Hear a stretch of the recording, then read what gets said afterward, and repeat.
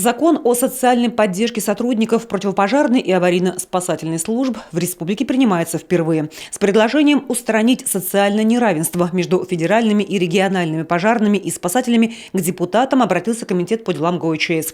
Ведь их сотрудники работу выполняют одно и то же, а социальные гарантии разные. После обсуждения голосованию представили новый закон. У федеральных пожарных есть возможность выходить на пенсию в льготном периоде, мужчинам в 50 лет, к примеру, а для наших региональных пожарных такой льготы федеральных, к сожалению, нет.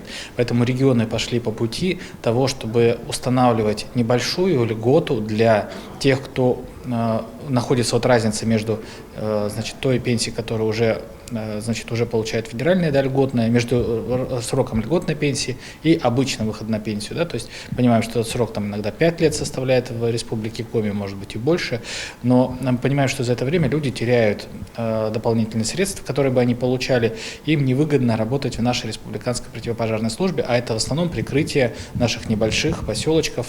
Сегодня неукомплектованность пожарных и спасательных отрядов в районах почти 50%. Ежемесячная доплата, а это пока 5000 рублей, поможет удержать кадры на местах.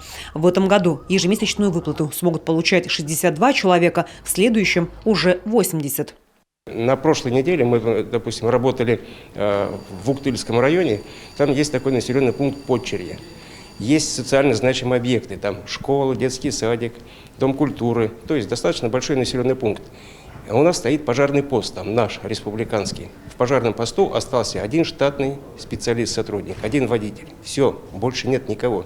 И, соответственно, никто идти на работу не хочет, в связи с тем, что, скажем так, в среднем по Уктылу, ниже среднего заработная плата, и еще не имея никаких социальных льгот, люди просто не хотят к нам идти работать, потому что там есть «Газпром». «Газпром», понятно, что предложение лучше у них. Сегодня же депутаты приняли еще один закон о социальной поддержке. Он коснется семей погибших или умерших героев России. Отныне супруги или родители будут получать ежегодно 20 тысяч рублей. Эта выплата дополнительная к федеральной. В Коми сегодня проживают 2 супруги и 7 родителей героев России. Татьяна Супряткина, Алексей Паршуков, телеканал Юрган.